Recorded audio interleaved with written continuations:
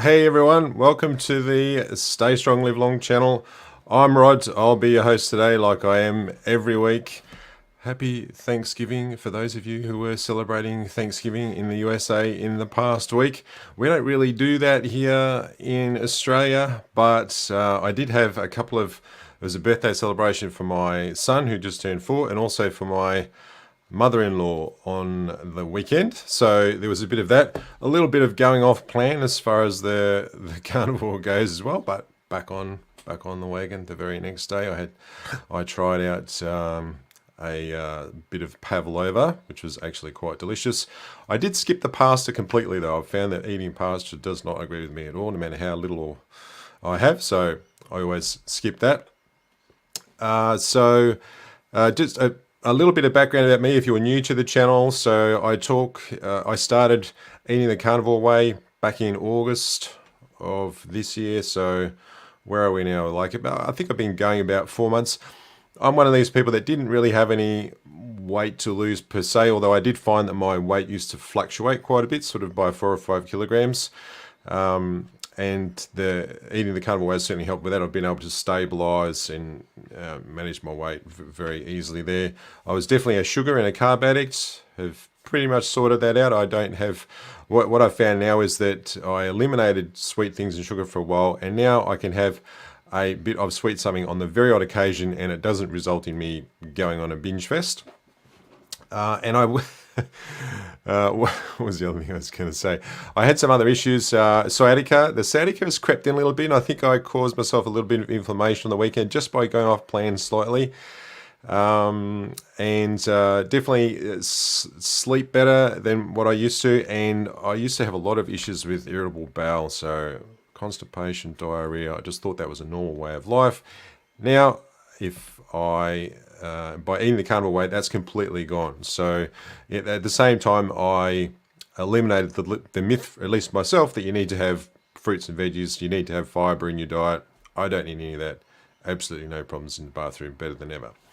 So that was a little bit of an introduction. Now, I will say in advance, I'm looking a bit rough and ready today. I literally got off a bus 5 minutes ago, and so no time for shaving, no time for anything today. This is what you get. And I thought, well, the show must go on, so here we are.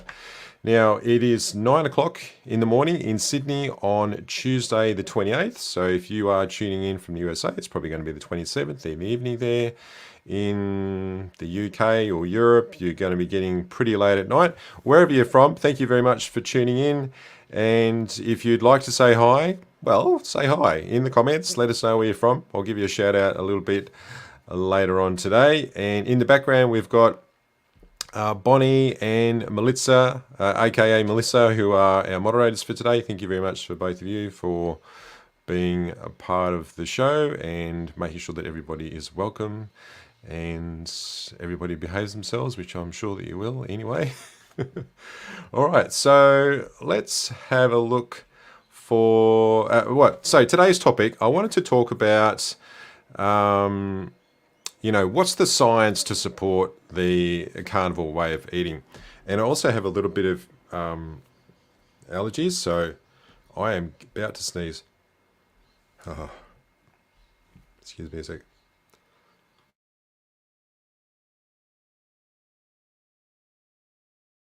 Sorry, there's not much I can do about that. It's just going to have to happen. So the science that supports the carnivore way of eating. This is when I first started eating the carnivore way, people used to go, okay, well, where's the studies that show that this is okay? And there was something that Nia from the Nia's Way channel, love her channel, and she was talking about this in her most recent video, that the idea that science or studies, even peer-reviewed such studies, are the absolute be-all and end-all of everything. Like they're the absolute source of truth. And I was definitely one of these people. I thought, well, if there's a study that's been peer-reviewed, then it must be true. But the fact is that studies are prone to bias. They are prone to corruption through, especially if the study is sponsored by a company that has a vested interest in that study. So you may not realize that some studies are conducted and they never see the light of day because they might have been sponsored by, let's say, a food company, and the results of the study weren't favourable, so they just didn't publish that study at all. And they're not required to let the general public know if they've conducted a study. They can decide whether that study wants to be published or not. So just that fact alone, I think, tells you that the studies that you do see are generally going to be favourable to those who have an interest in that study being published. And the other part of this equation is that your own experience and your own whatever experiment that you conduct on yourself is somehow invalid compared to that of a study. So if you've started eating the carnivore way, or you know someone who's been eating the carnivore way for, say, years, and they've had good results, how does that then become invalid in light of a study that shows the opposite? I don't think it does. And I think this is where we have to still think for ourselves and apply some critical thinking when we're looking at doing anything. And, you know, I've seen comments from people who have been eating vegan all their life, and they are living their best life, and they're very healthy. And I've seen countless thousands of people, well, hundreds of people, talking about their experience eating the carnivore way and how they used to be vegan and they were having issues with their health, with their bowel, etc. And they've managed to eliminate a whole lot of health issues by eating the carnivore way. So, you know, if you thought that I was going to be pulling out a whole bunch of studies today to support the carnivore way of eating, I'm not going to do that. And the fact is, especially when it comes to food consumption and human beings, these epidemiological studies, they are so prone to error because they rely on people actually being honest about what they're putting into their mouth. And that's pretty rare. And you can't really control that aspect of things. So there's always going to be a large margin for error. And I don't think we're at the stage where anybody is committed to actually put the money into having a really comprehensive study where they can nail down a lot of the different variables that inevitably occur when you are having people self-report on what they're eating. You'd have to go and lock up a bunch of people in somewhere where they only eat what they're being given and they don't have access to any other food. And then we can sort of prove one way or the other. And the thing is, do we really even need to do that? Do you actually need that sort of evidence to say, okay, well, I'm not going to start unless I've got this scientific evidence that says that this is a good idea? I think you've just got to go with the doctors that have been in this space for a long time that are reporting the clinical data that they have. You know, Dr. Berry, Dr. Chafee, Dr. Wiedemann, Dr. Westman, you know, has a clinic, has been working with people eating the keto and carnivore way for many, many years. Go with that as a starting point and then conduct your own experiment. Use your own brain. See how well it works for you. And then decide on how you want to move forward from there. I think if getting into arguments with people about, oh, there's no study to support this, there's no study that supports that, or have you been to the doctor to get tests? You know what? If you're feeling a lot better and you've eliminated a whole lot of health issues, I think that's all you need. Isn't that all you need? Isn't that all you really need to be able to say, okay, well, this is working for me? I think so. So let's do a couple of shout outs. Tracy Kinsell, welcome. Glad to see you back. I don't think you've missed a single live stream. I really appreciate your support. This is great. Melissa from Copper's Kitchen. You like the look? No more shaving. Well, you know, I guess every now and again, it wouldn't want you to get used to it. UK Carnivore Guy, you're new. Welcome to the channel. Thanks for tuning in.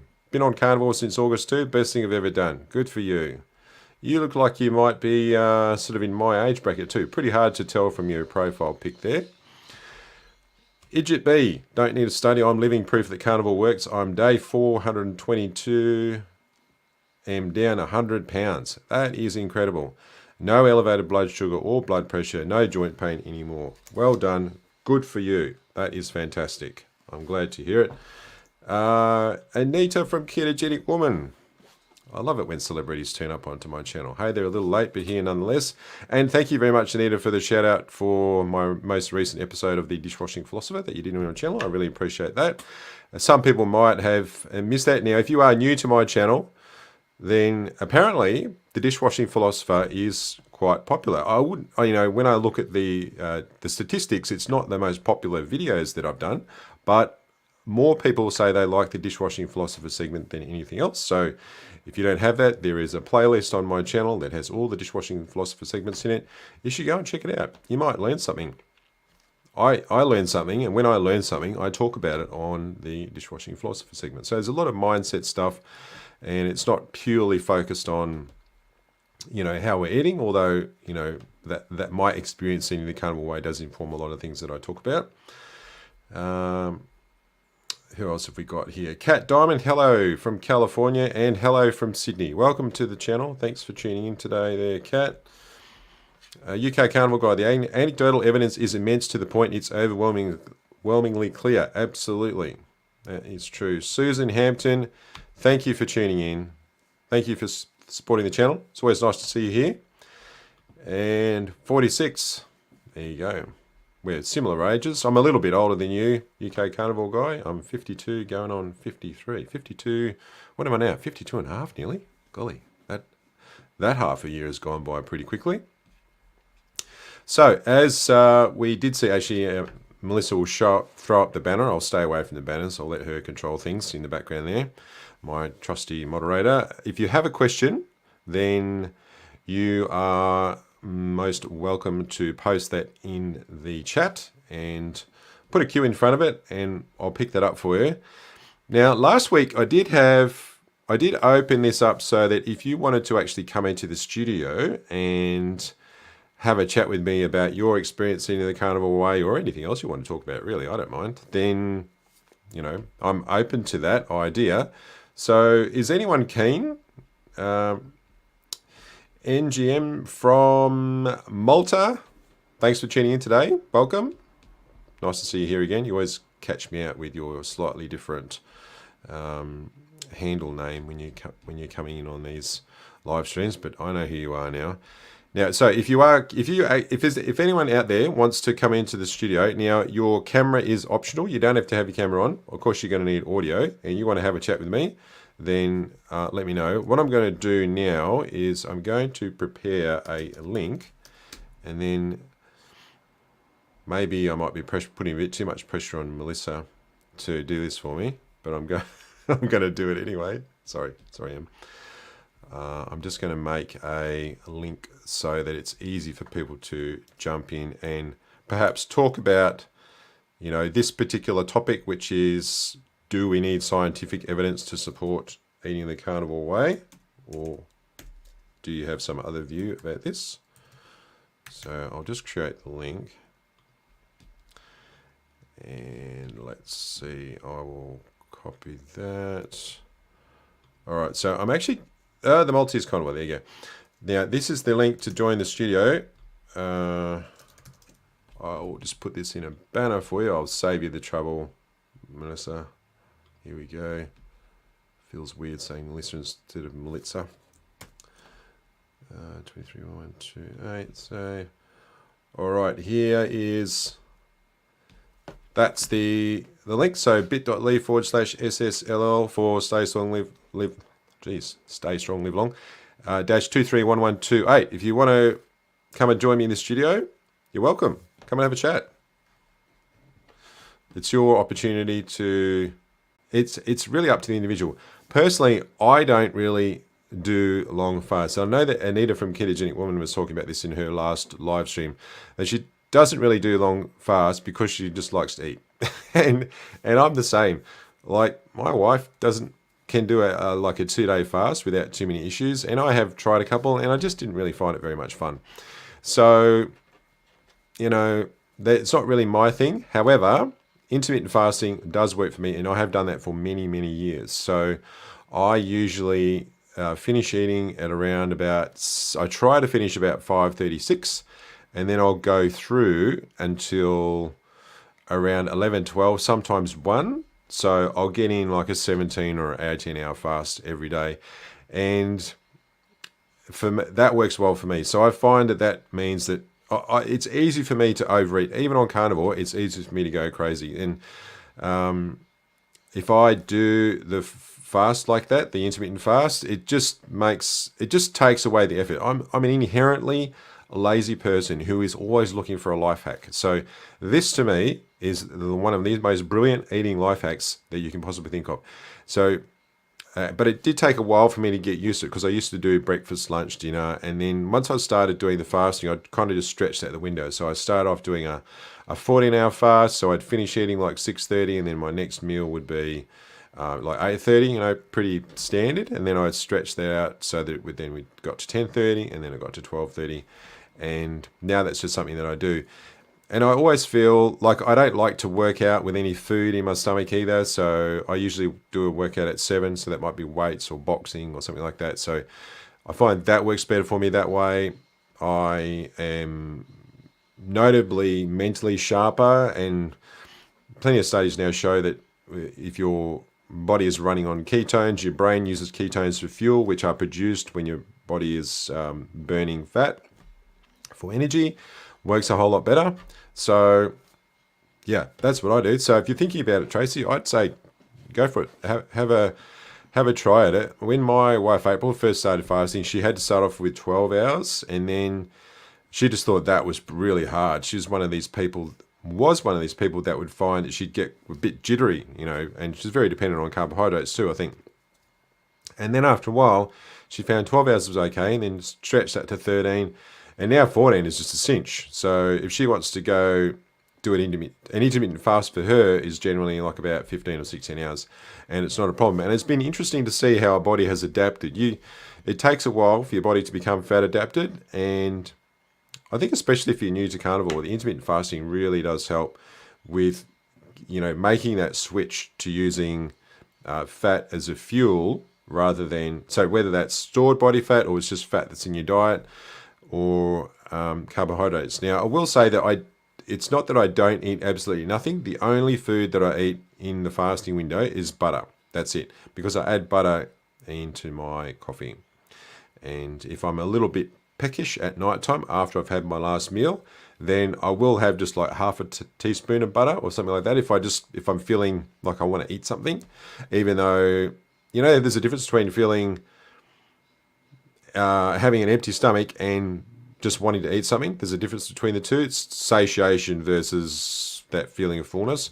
So I'll know that I've had enough to eat, but I just want to, snack on something occasionally. And in that instance, then I'll have a little bit of butter, and that tends to sort that out pretty much immediately. So hopefully that helps. Now, I will go back to the other, there we go, there's the banner. So if you want to have a chat about your views on today's topic, which is, do we need scientific evidence to support eating the carnivore way, then there's the link. That will put you into the backstage of the studio, and your camera is optional, and you can talk for 5 minutes or 10 minutes. That's probably about it. So what else did I want to cover today? So a little bit of an update on the channel. So once again, thank you for everybody for supporting the channel. We've had some interesting interviews recently. I'm just going to bring up my YouTube studio, and I'll just share that screen ever so brief. Just where are we here? That one there. It's a bit hard to actually. I don't want to give away too much here. Actually, let me just go to the channel itself, because I've got some things there I don't want you to see yet. So as far as our most recent videos go, so we had Carnivore Ron. So Ron is, where is he? Here. He's actually 71 years old. So here's my last interview. Sorry about we had to chop some things out, so we had some issues with the audio, but nonetheless, it's been very well received, that video. So if you are a little older, well, even if you're not actually, I think Ron's a pretty inspirational guy. He started eating the carnivore way about 5 years ago, and he's a fellow gym junkie. He likes to go to the gym, and I think he's a great example of how it doesn't matter how old you are. If you want to add lean muscle to your body and get in shape, you can start whenever. He is a great example of that. So that's one that's well worth watching. And this is the last episode of the Dishwashing Philosopher. Sorry, I haven't put the little strip down the side there. Some people rely on that. I will add that into the thumbnail later. And I talked a lot about why now, if you're going to start anything, whether it's changing your diet, getting exercise, changing your job, changing your relationship, starting a new one, whatever, I often have people, I'm going to start doing this after Thanksgiving, or I'm going to start doing this after Christmas, or I'm going to start this tomorrow. I'd say, look, if you've just made a decision about starting something, don't delay. Start today. Start next meal if you're thinking about eating the carnivore way, because wanting to get all your ducks in a row is just going to delay the inevitable. There's going to be learnings that you're going to need to have. You're going to need to make mistakes. You're going to need to go through some period of discomfort. And I think the sooner that you start, the sooner that you'll be past that stage, and the sooner you'll actually start getting the benefits of what it is that you are looking for. So, I know that's easier said than done, but I'd really encourage you, whatever it is that you're thinking about doing, get started on it today. Don't wait for some perfect moment to come along, because perfect moments are very rare and they don't last for very long. So the perfect moment might just pass you by, and then you'll be waiting for the next one. They don't come along very often. So why not just start when things are just when it's just everyday life? Because if you start doing something when everyday life is occurring, the usual, dramas, hassles, all the stuff that goes along with life, you start that way, then you can just cope. You can just keep going with life being that way anyway. And I think you're less likely to actually stop or get stalled or get discouraged if you just start wherever you are. So I encourage you to do that and get going. Let's see. We've got... Oh, okay, I've got the link there. So if you are interested... I'm just going to remove this from the stream. If you'd like to come in and have a chat with me about anything about your experience eating the carnivore way, if you got something you want to say about scientific studies or not scientific studies, or your own anecdotal evidence, how your health journey has evolved, then you are absolutely welcome to come and join me in the studio. There's the link there, bit.ly/SSLL-231128. If you've been on the show before, that's okay too. I don't mind if you want to come in and say something else. Let's see if I've missed anybody here. Oh, I have. Okay. Let's say, so how did you do at the birthday gatherings? Yes. Well, you know what? I did go off playing a little bit. I had some pavlova. Oh, God, it was good. But I just had a little bit. And I was offered the pasta quite a number of times. And I declined the pasta because I know that pasta is one of those things where I just have to say I don't eat it. I don't eat pasta anymore because it just does not make me feel great. Tastes great. Just don't feel great afterwards. And, I think there was like a slow-cooked goulash that did have a bit of veggies in it. But especially when things are slow-cooked, the lectins and whatnot that sometimes would upset me as far as veggies go, had no problems with that. So, it was definitely a bit of a dirty carnivore weekend. Off the wagon as far as the zero alcohol goes. I'm sorry, I know that's going to disappoint some of you. Did have a couple of drinks. Back on the wagon again the next day. So there's that, and let's go for another. I'll go for another 2-week stint without drinking any alcohol at all. But I didn't end up drinking a whole lot. I just had a couple. So there's that, and birthday cake. Did I have any of the birthday cake? There was a birthday cake. I can't remember. Oh no, it was like a birthday pavlova. Yeah, that was the birthday cake, was the pavlova. So that's what I had. In the past I would have had 3 slices of that pavlova easily. So the fact that I just had half of one and it was great, and the chef, my mother-in-law, she was very proud of her pavlova. My wife April decorated it. I didn't really feel like I could just not have any, and I knew that there was probably going to be very little fallout as far as that goes. So I was pretty happy with that, and I think that. For some people, being completely inflexible works for them and their situation, and that's fine. For me, occasionally like this, being a little bit flexible and trying something without getting too carried away is actually works well for me anyway.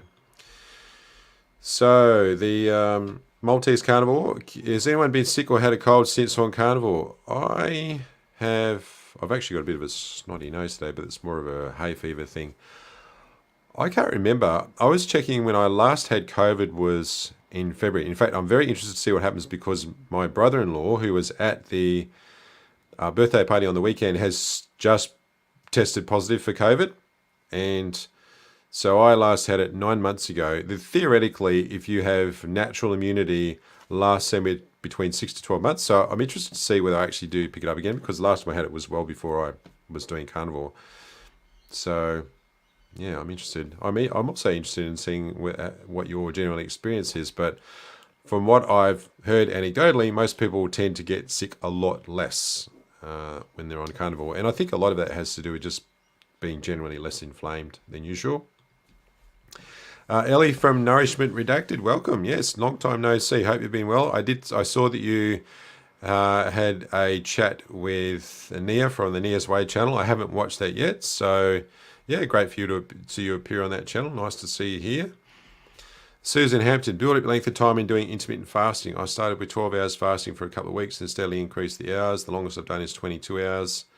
I take a blood pressure medication. Yeah, I think that's, at least in my experience, I found that that's a way, because if you go really hard straight out, you can end up not feeling great. It can be a bit demoralizing. Speaking of like going really hard, I had an example of this morning. So I was at the gym. My two older sons came with me to the gym. They don't always come, but today they did. And my second oldest son, Jacob, he came today, and he hadn't been for a couple of months, and he went pretty hard, and he was feeling pretty vomitous. We could use the word vomitous here in Australia. So he felt like he wanted to throw up at one stage. I said, mate, just stop. If you feel like that, just stop. And it just reminded me that you've sometimes got to ease into things. And if you go like a bull at a gate and go too hard, you end up not feeling very well, and it can throw you off from doing anything more. So, I think that if you can start off gradually and ease your way into it so that you don't get psychologically demoralized by going too hard, that can be beneficial to, starting out any new initiative, I think. Susan, I cooked keto recipes for Thursday, Friday, Saturday. I felt inflamed and bloated, so glad you're back on carnivore again. Yes. Obviously something in there that doesn't agree with you. Ellie, yes, Nia and I have become good friends. She's amazing. Yes, indeed she is. I often get inspiration for the things that Nia talks about for my Dishwashing Philosopher segment. She's a deep thinker and very self-conscious and aware. That's what I like about her channel and what she talks about. And I think that, sometimes YouTubers can be fairly shallow. Like they do things because they talk about things because they think it might be good for their audience or good for views or whatever. And I think there's a lot of merit in just talking about the things that have been insights for you. And then, it only has to be one person that also gains some insights from what you said. And that becomes a more worthwhile endeavor to me, which is why, sometimes in the Dishwashing Philosopher segment, I won't be talking about anything to do with carnivore. I'm just talking about, things to do with how you think in your mind and world events sometimes even. They're all things that are relevant to me, and I try not to think about, well, is this something that people might want me to talk about? I try to go, well, this is an insight that I've had, and so I'm going to talk about that today, and chances are somebody else might get something out of it too. Maltese Carnivore, what are your views on giving ourselves grace with regards to attending events or and/or special gatherings during holidays, etc.? Yeah, I guess I touched on that a little bit, and once again, that's a really individual thing. Like for some people, they can go off plan, like they can have something that's some sort of food that they would generally avoid, and it's not really that big of a problem for them. But if it's something that causes you a really bad stomachache or terrible inflammation or whatever, then I guess you've got to be a little stricter, and it's a different kind of conversation that you have. So something I heard Anita from the Ketogenic Woman say was that, if you're at a social occasion, there's food there, and somebody offers you something that is off plan for you, like it might be maybe it's something that's, well, let's say cake, for example. You could say, oh, no, I'm on a diet. And sometimes that can be a bit triggering for people. It's like to actually, maybe because they've been thinking about straightening out their diet. And then when you say you are, that's more of a temptation for them to say, okay, just have one. just have half of one? What about just half a slice? So I think you've just got to be clear about what are the things that you're okay with eating on the odd occasion, and what are the things that are just off the table for you. So, like I was saying before, pasta is just a no for me. Like, it just upsets my stomach, and I think it's probably to do with the gluten and even gluten-free pasta. My mother-in-law, she cooked this great pasta dish, and I said, no, I just don't do the pasta anymore, Daisy, and because Daisy's my mother-in-law's nickname. And she goes, oh, but it's gluten-free. And I said, no, I'm just gonna have the goulash and the other things, the other wonderful dishes you've got here. And sometimes you just got to stick to your guns. So, and you've got to know what's okay for you. Now, I know there's some of you, like Annabelle the Happy Carnivore, I haven't seen her here yet, but for her, going anything off plan, off carnivore, just results in all kinds of fallout. So she has to be really strict about what she eats, and that means that the conversations that she has in social occasions perhaps are a little firmer, and perhaps they may raise some more eyebrows. And you know what? It's your body, it's your choice. You put in it what you think, and you don't have to make excuses to anybody about what you should or what you shouldn't be doing. Now, I'm of the thought that, I do want to be respectful for what people are eating, but I draw the line at eating something that I know is really just going to upset my stomach. Like, that's not worth it, and that's not okay for me. But if there's something that's been served up, like if there has been a birthday cake made that somebody's gone to a whole lot of trouble, well, I'm going to have some. But I know that that's a once in a, every so often occasion. And I also know I'm not going to go on a binge and go and have a whole lot of, processed carbohydrates as a result. I've been eating the carnivore way for long enough and learned that, and especially just eliminated sweet cravings, which took a long time to eliminate. Now I know that I can go off plan occasionally, and it's not going to be a big problem.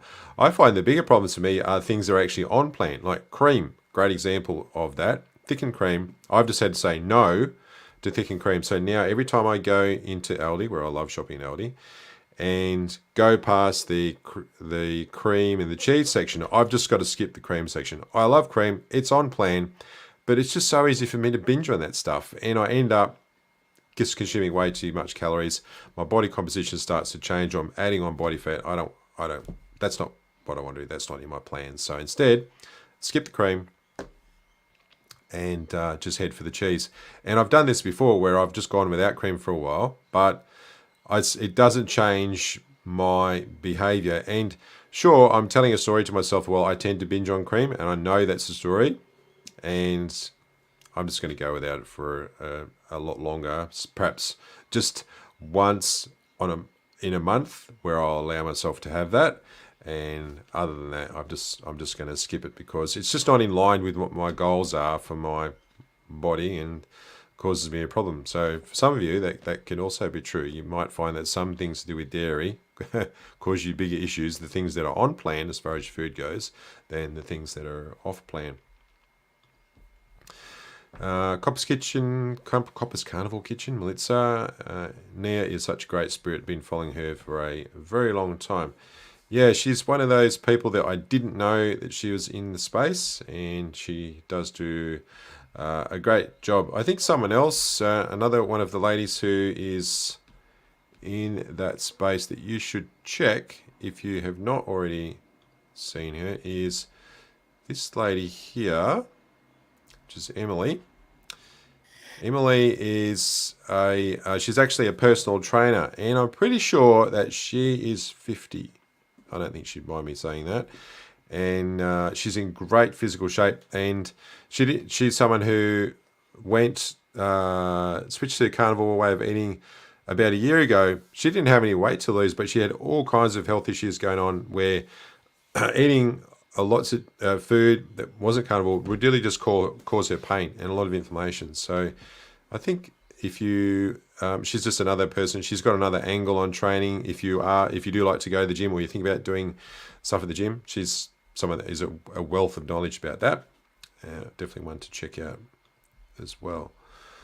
All right, so I've picked up all of the things here. What else did I want to talk about today? I'm just going to quickly check my Kindle because I think I've been reading something recently that might be relevant. Oh, this one here. Yeah, let's have a look here. All right, now, as you guys know, I have another channel where I talk about near-death experiences. It's called Untethered Consciousness, which is why I have a lot of these kinds of books that I read as well. But it's this one here, The Salt Fix, which is one that I'd recommend that you read if you have not read it before. And it's by Dr. James DiNicolantonio. It was written a few years ago now. Its subtitle is Why the Experts Got It All Wrong and How Eating More Salt might actually save your life. So I think that salt as well as fat have been demonized in the past for reasons that are quite corrupt, in my view. And the body's ability to process salt is actually much higher, and it's one of those vital electrolytes, and its levels are very, very tightly regulated by various body systems, including the kidneys and the liver. And by actually actively restricting how much salt you have in your diet, it might be causing you more problems than you would like. Now, there are different schools of thought here, and once again, you've just got to try this out and see for yourself. So if you say work and you sweat a lot, or you're just finding you're experiencing cramps at night, or you're just feeling a bit off, you never know. It might actually be because you're not consuming enough salt. Now, once again, I'm not a doctor. I don't have any sort of medical degree. So, read this, conduct your own experiment, see if that actually works for you. That's a book I can recommend for you. Susan Hampton, yes, love cheese and dairy, but gave it up in August, except I had lots of it this past weekend. Probably contributed to all the inflammation, bloating, and stomach pain. Yeah, some people do find they get quite inflamed with dairy, and that is unfortunate. I hope that it doesn't cause me an inflammation. I've definitely a bit sore in the backs of my legs this morning, the sciatica, but I'm going to put that down to the other stuff that I ate, not the dairy, because I have some cheese, I have butter in my diet, and I have consistently had that since I started eating the carnivore way in August. And I had pretty much eliminated my sciatica, but it's interesting how some conditions come back quite quickly. And the sciatica for me, I only have to go off plan for a couple of days, like have some things that I would not normally eat, and it's back with a vengeance. And I can't even actually do a slow jog. So I'm looking forward to that disappearing. Anita from Ketogenic Woman. Hi, Bonnie and Copper. I'm watching while making a charcuterie multitasking. What is a charcuterie? I heard somebody else talk about this. I think it was my wife. Because my wife and my mother-in-law, they're all expert chefs.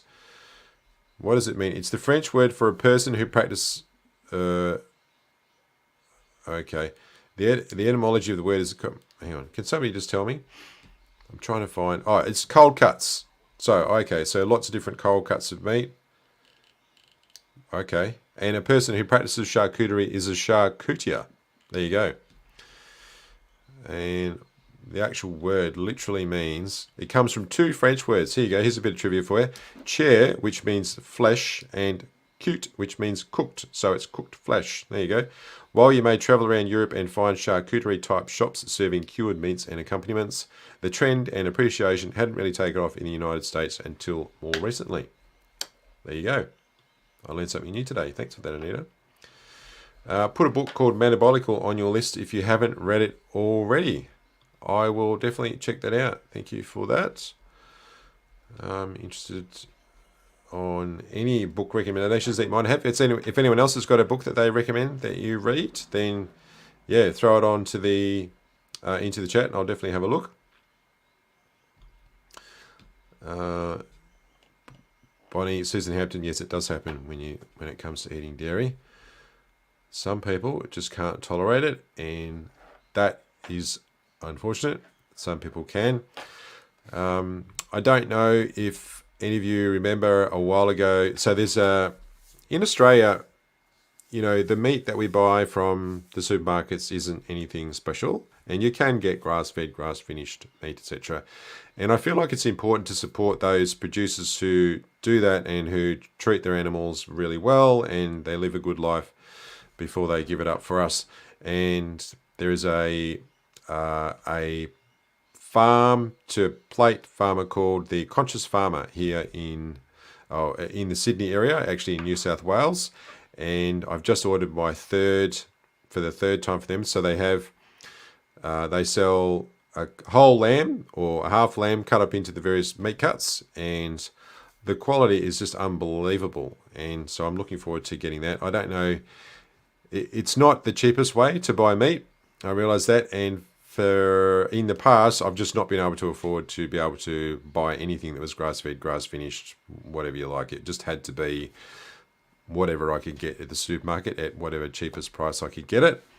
But, you know, if you can occasionally support eating grass-fed, grass-finished, ethically raised, humanely raised, etc., I think that the benefits far outweigh the cost, if you can manage to do that.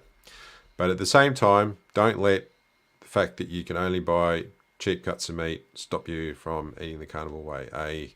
A better plan doesn't have to be, what is it? A better way of eating doesn't have to be perfect, and it's better to do that than to just stick with the standard American or the standard Australian diet, that's for sure. Yes, Susan, indeed, dairy and cheese does make everything taste better. I completely agree. And some things are far more tempting than others. What's your favourite kind of cheese? If I had to pick a favourite kind of cheese, actually I had one, it was like a brie. But it wasn't a brie. It had way more flavour than a brie, but it was a very consistent, same consistency as brie. I had it at the birthday party on the weekend. Can't remember the name of it. I haven't had it before, but my God, it was good. Really good. I like aged cheddar. That's sort of on my list.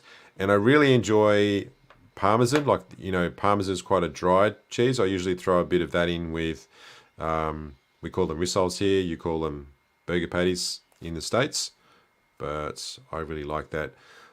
And if I had to pick, anything that's got plenty of flavour in it, as far as cheeses goes, I think the more bite, the sharper it is, the better I like it. And I do enjoy, you know, some of the stinky cheeses, like the blue ones, blue cheese, the ones that have got the, you know, the mold in them. I think they're quite good on the odd occasion as well. Let's say Katicha is my favourite cheese ever. Feta is a very close second. Yeah, I enjoy feta as well.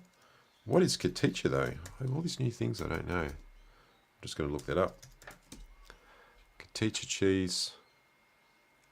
It's an aged Mexican cheese made from cow's milk and named after the town of Katicha it's in Mexico. White in colour, firm in texture, its flavour is salty and milky.